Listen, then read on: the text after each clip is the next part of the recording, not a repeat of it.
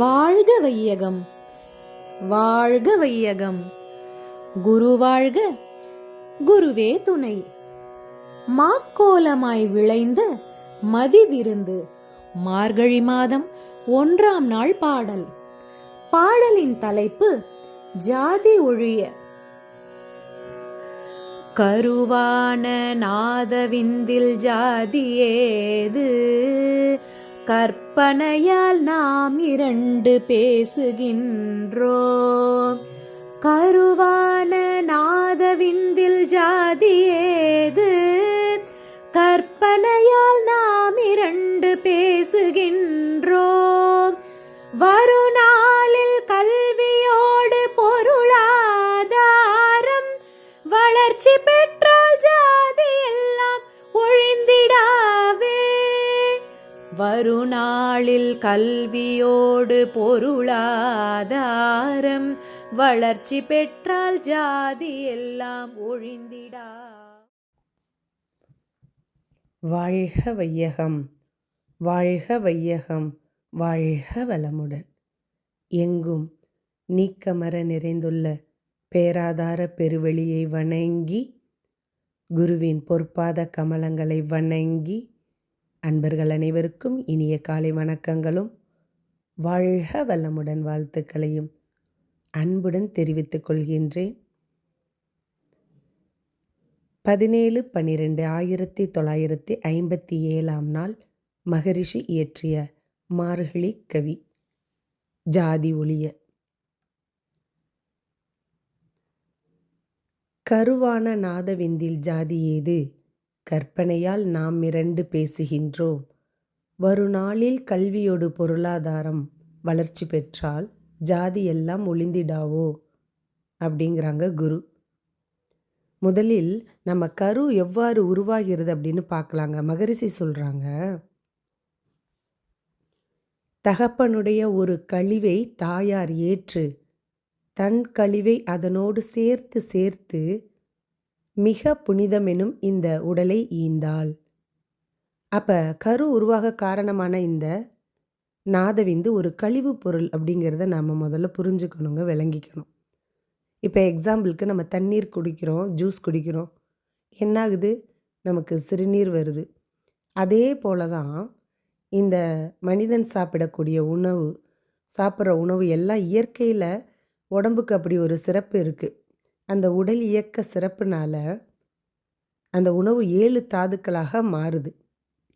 அதில் ஃபஸ்ட்டு நம்ம சாப்பிட்ற சாப்பாடு வயிற்றில் இருக்கக்கூடிய சிறுகுடலின் மூலம் திரவமாக உறிஞ்சப்படுகிறது. அந்த சத்து பொருட்கள் எல்லாம் இது ரசம் அப்படின்னு சொல்கிறாங்க.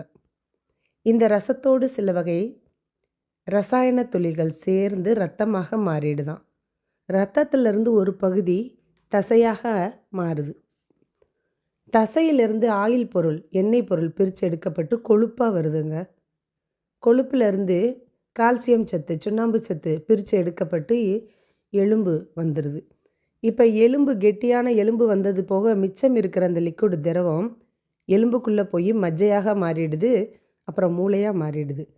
7ஆவதாக தாங்க இந்த மஜ்ஜை, போன் மேரோஸ்ன்னு சொல்லுவோம். அதை அந்த போன் மேரோஸ் அப்படிங்கிற தாதுவில் இருந்து ஆற்றல் வாய்ந்த சக்தி வாய்ந்த அணுக்கள் பிரித்து எடுக்கப்பட்டு இந்த விந்துநாதம் அப்படிங்கிற நம்மளோட உடம்பு உருவாக காரணமான இந்த 7ஆவது தாது நமக்கு உற்பத்தி ஆகுது.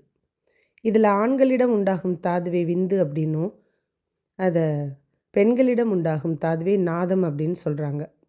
2 பேருக்கும் பொது பெயர் வச்சுட்டு விந்துநாத திரவம், செக்ஷுவல் வைட்டல் ஃப்ளூயிட் அப்படின்னு சொல்கிறாங்க. இதை சுக்கில ஸ்ரோனிதம் அப்படின்னும் கூப்பிடுவாங்க. இதைத்தான் திருமந்திரம் சொல்லுது. புறமகம் எங்கும் புகுந்தொளிர் விந்து, நிறமது வெண்மை, நிகழ்நாதன் செம்மை. விந்து என்பது வெண்மை நிற திரவம், நாதம் என்பது செம்மை நிற திரவம் அப்படிங்கிறாங்க. அப்போ எல்லாருமே சாப்பாடு சாப்பிடும்போது அந்த உணவு இப்படி தானங்க மாற்றம் அடைஞ்சு இந்த புனித உடல் பூமிக்கு வருது. அப்படின்னா எல்லா மக்களும் இப்படி தானே வந்திருக்காங்க. இதில் ஜாதி எங்கே இருக்குது சொல்லுங்கள் பார்க்கலாம்.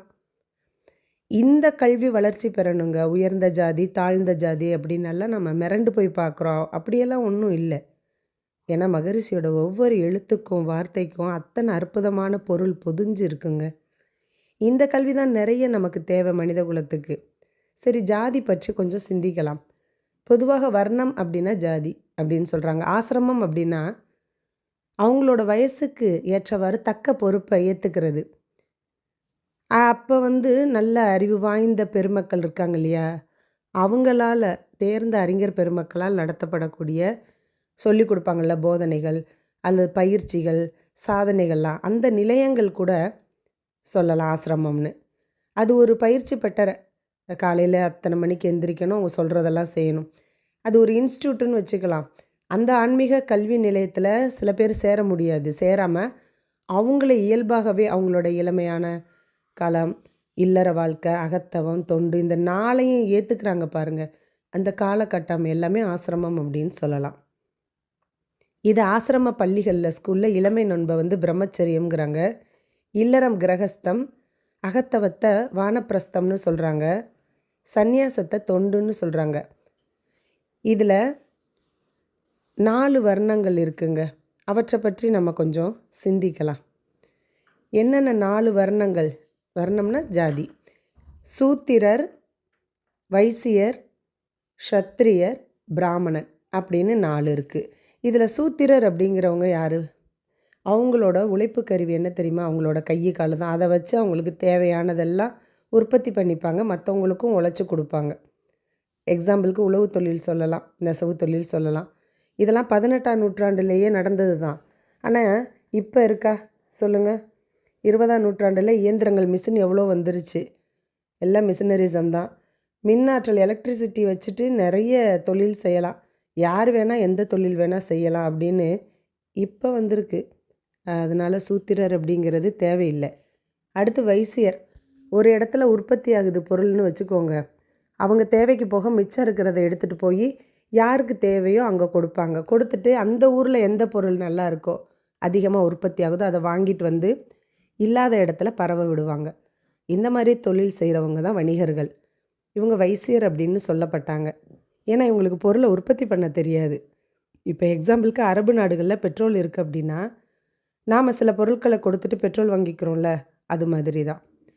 இப்போ ஸ்பீடாக இருக்குது போக்குவரத்து சாதனமெல்லாம் பெருகிருச்சு நிறைய. செய்தி நிறுவனம் அட்வர்டைஸ்மெண்ட்டு நிறைய.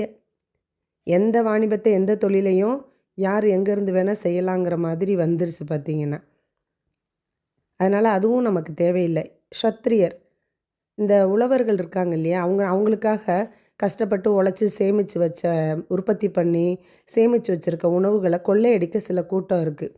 அப்படி அந்த கூட்டத்தை கண்ட்ரோல் பண்ணுறதுக்காக ஒரு காவல்காரவங்களை போட்டு அவங்களுக்கு ஒரு கூலி கொடுத்துருக்குறாங்க. அப்போ மக்கள் தொகை ரொம்ப பெருகிடுச்சு.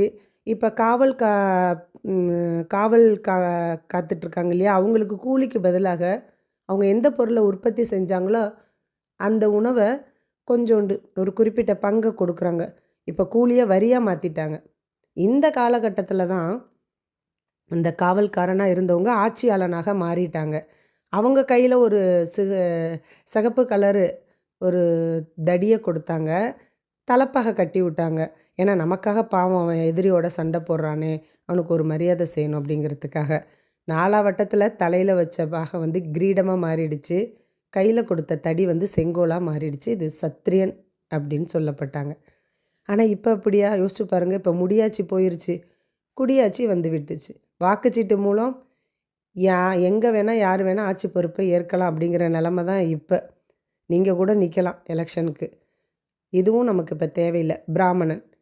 இந்த பேரியக்க மண்டலத்தெல்லாம் பார்க்குறாங்க. பேரியக்க மண்டலத்தில் இருக்கக்கூடிய நிலம், நீர், நெருப்பு, காற்று, விண் அப்படிங்கிற 5 பௌதிக பிரிவு இருக்கு இல்லைங்களா, இதெல்லாம் இந்த பிரம்மம் அப்படிங்கிற இறைநிலையிலேருந்து தான் வந்துச்சு அப்படிங்கிறத யோசித்து சிந்திச்சு எல்லாருக்கும் விளக்கி கூறுனாங்க. இந்த இறைவெளி சுத்தவெளி தான் தெய்வம், அதனை மதித்து நடங்க, கொஞ்சம் ரெஸ்பெக்ட் பண்ணுங்க அப்படின்னு சொல்லி கொடுத்தாங்க. ஒழுக்கம், கடமை, ஈகை அப்படின்ற 3 உறுப்புகளை இணைச்சி அறநெறியாக மக்களுக்கு போதிச்சாங்க. ஏன்னா மக்கள் நல்லா வாழணுங்கிற எண்ணத்தில். அதுக்கப்புறம் அவங்க தத்துவ அறிவையும் கொடுத்தாங்க, அறநெறியும் சொல்லி கொடுத்தாங்களா. இதையெல்லாம் உணர்ந்த மக்கள் இந்த பிரம்மம் அப்படிங்கிற தெய்வத்தை அறிந்தவன் அப்படிங்கிற கருத்தில் பிராமணன் அப்படின்னு அழைச்சாங்க. ஆனால் இப்போ அது இல்லை. ஏன்னா ஆதி நிலையான சுத்தவெளி இறைவெளியிலிருந்து பரிணாமத்தால் பரமாணு முதல் கொண்டு சின்ன அந்த இறைத்துகள் டஸ்ட் பார்ட்டிக்கிள் முதல் கொண்டு 6 அறிவு வரையுள்ள இந்த உயிரினம் ஜீவ இனமாக மாறி மாறி இயங்கக்கூடிய உண்மையை இந்த காலத்தில் யார் சொல்கிறா? விஞ்ஞானிக சயின்டிஸ்ட்டே அழகாக எக்ஸ்ப்ளனேஷன் கொடுக்குறாங்க. ஹிப்ஸ் பார்ட்டிக்கிள் வரைக்கும் அழகாக ரிசர்ச் போயிடுச்சு. அப்போ என்ன வேணும்? 4 ஜாதிகளும் சமுதாயத்தில் மறைஞ்சு போயிடுச்சுங்க. இப்போ எல்லாருக்கும் எல்லாமே தெரியும். சரி, இப்போ உணவு, உடை, வீடு, ஒவ்வொரு மனிதருக்கும் தேவையான வாழ்க்கை வசதிகள், பொருட்கள் எல்லாம் இந்த காலகட்டத்தில் எல்லாருக்கும் இருக்கா அப்படின்னு பார்த்தா இல்லை. நமது நாட்டினோட இன்றைய பொருளாதார நிலைமை என்னங்க? வறுமை தான். பொருளாதார சமநிலை இல்லை. ஏற்றத்தாழ்வு இருக்க தானே செய்யுது. உழைப்பாளி முதலாளி சண்டை பிரச்சனை நடந்துகிட்டே இருக்குது. ரொம்ப ஓவராக வரி. எல்லாருக்கும் வேலை கிடைக்குதா? அதுவும் இல்லை. வேலையில்லா திண்டாட்டமும் இருக்குது. ஊழல் கேட்கவே வேண்டாம்.